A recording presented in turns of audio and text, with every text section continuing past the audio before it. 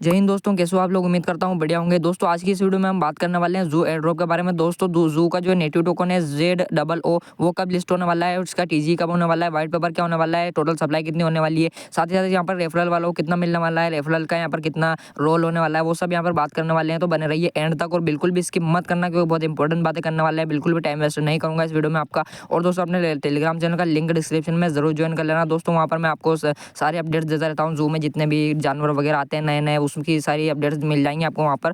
और दोस्तों अब बात कर लेते हैं इसकी लिस्टिंग डेट क्या होने वाली है। डायरेक्टली यहाँ पर मुद्दे की बात करते हैं। तो लिस्टिंग डेट जो है इसकी अभी तक इन्होंने अनाउंस नहीं की है। इनके ऑफिशियल टेलीग्राम चैनल पर भी अगर हम चलें तो वहाँ पर भी इन्होंने सिर्फ और सिर्फ यहाँ पर नए नए एनिमल्स की अपडेट्स दे रखी हैं कि क्या क्या इसमें नया आया है। इसके ऐप के अंदर की अपडेट दे रखी है। दोस्तों माइनिंग एंड की बात करें तो 31 जनवरी को उसकी माइनिंग एंड होने वाली है। जब मैं वीडियो बना रहा हूँ, जब से यहाँ पर 25 के सब लगभग यहाँ पर दिन बचे हैं और इसकी 31 जनवरी को माइनिंग एंड होने वाली है। और लिस्टिंग की बात करें तो फरवरी में इसकी लिस्टिंग पॉसिबल है दोस्तों। फरवरी में भी हो सकती है और मार्च तक तो मुश्किल ही जाएगा, लेकिन फरवरी के बहुत ज़्यादा चांस है। और दोस्तों इसकी जो TG है, TGL लिस्टिंग साथ में हो सकती है। लिस्टिंग एक्सचेंजेस पर की बात करें, कौन कौन से एक्सचेंजेस पर लिस्ट हो सकता है, तो बाइनेंस का तो बहुत मुश्किल है, क्योंकि इसका जो मेन टोकन था एक्स एम्पायर की तरफ से ही आया है। एक्स एम्पायर ने अपनी पुरानी गलतियाँ सुधारने के लिए इसको ये लाया है। और एक्स एम्पायर का जो एक तरह से सेकंड सीजन मान सकते हैं आप इसको। तो एक्स एम्पायर ही यहाँ पर जब बाइनेंस पर लिस्ट नहीं हुआ, तो ये भी हो सकता है कि बाईबिट पर भी लिस्ट ना हो, और ये हो सकता है मे बी बिटगेट और OKX वगैरह पर लिस्ट हो सकता है।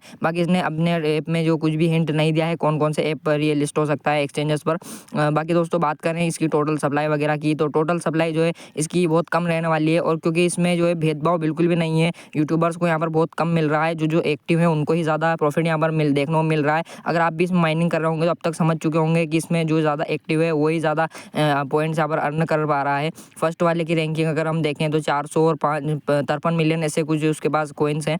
दोस्तों बात करें अगर कन्वर्जन की, तो कन्वर्जन इसका पॉसिबल है बिल्कुल, क्योंकि इसके 500 मिलियन लोगों के पास पॉइंट्स हैं। और 1 बिलियन भी इसकी लिस्टिंग तक, इसके माइनिंग एंड तक 1 बिलियन भी लोगों के पास हो जाएंगे। फर्स्ट वाले के पास तो हो ही जाएंगे। और 1 बिलियन अगर इसका एक ही जने के पास रहते हैं तो फिर इसका कन्वर्जन ज़रूर होने वाला है दोस्तों। और मैंने अपने पिछली वीडियो कमेंट्स जब चेक किए तो उसमें यहाँ पर किसी के पास तो 1 मिलियन, किसी के पास 500 के, और किसी के पास 2-3 मिलियन ऐसे कॉइन्स हैं। तो इसका मतलब यहाँ पर कन्वर्जन जरूर होने वाला है। बहुत ज़्यादा टोकन्स है लोगों के पास। तो 100:1 के हिसाब से मैं अगर आपको अंदाज बताऊँ तो 100:1 के हिसाब से इसका कन्वर्जन हो सकता है। 1000:1 के हिसाब से भी हो सकता है। बाकी अगर कुछ यूट्यूबर्स आपको इस वाले टोकन्स को, जू एयर ड्रॉप का जो टोकन है वो अलग है, और इस टोकन को दिखाकर अगर आपको बताएं कि यही जू का टोकन है और इसका प्राइस यहाँ पर इतना इतना चल रहा है, तो बिल्कुल भी विश्वास मत करना। ऐसे ही सिग्मा डेक्स की भी यहाँ पर फंडिंग 4.20 मिलियन बता रहे थे। ये सिग्मा डेक्स है, और जो हम टेलीग्राम पर जो एयरबोट है, जो नया एयरड्रॉप आया है वो सिग्मा एयरड्रॉप है, और ये सिग्मा डेक्स अलग है। और ये एक तरह से डिसेंट्रलाइज्ड एक्सचेंज है सिग्मा डेक्स, और इसकी फंडिंग जो है 4.20 मिलियन है। और सिग्मा डेक्स टेलीग्राम बोट की जो वो है फंडिंग, वो बिल्कुल भी 4.20 मिलियन नहीं है। मैंने आपको टेलीग्राम पर बता दिया था बिल्कुल ही, इसलिए टेलीग्राम चैनल ज्वाइन कर लेना। और जू जो है ये ओरिजिनल वाला नहीं है, इसका प्राइस 0.000476 जो चल रहा है ये अलग जू है, और हम जो माइन कर रहे हैं वो अलग जू है। बाकी दोस्तों बात करें ये कम्युनिटी के लिए कितना रखने वाला है, तो दोस्तों एक्स एम्पायर ने जितना रखा था यहाँ पर उससे तो कम ही रखने वाला है। एक्स एम्पायर जो है यहाँ पर अच्छा खासा एयर ड्रॉप था, उसने यूट्यूबर्स को ज़्यादा दिया, लेकिन फिर भी हमें थोड़ा बहुत एयर ड्रॉप मिल ही गया था उससे। लेकिन एक्स एम्पायर जितनी उम्मीद भी इससे मत रखना, क्योंकि एक्स एम्पायर जो फर्स्ट सीजन था इसलिए उसने ज़्यादा दिया। सेकंड सीजन में हमेशा एयर ड्रॉप कम ही देता है, इसलिए हम यहाँ पर एक्सपेक्ट कर सकते हैं एक्स एम्पायर का जितना 80% एक्सपेक्ट कर सकते हैं एक्सपेक्ट। फिर भी दोस्तों अगर इसका प्रॉफिट कैलकुलेशन करना चाहें तो अगर आपके पास सपोज 1 मिलियन जू के पॉइंट्स हैं, तो अगर आपके पास 1 मिलियन पॉइंट्स है तो उसके बदले आपको 1000:1 का जो कन्वर्जेशन होता है उसके हिसाब से 1000 जू टोकन्स ओरिजिनल वाले मिल सकते हैं। 1000 जू टोकन्स मिलते हैं, और इसकी टोटल सप्लाई उस हिसाब से 1 बिलियन रहती है। और इसका मार्केट कैप यहाँ पर एक्स एम्पायर से कम ही होने वाला है, तो 50 मिलियन का मार्केट कैप हम लेकर चलते हैं।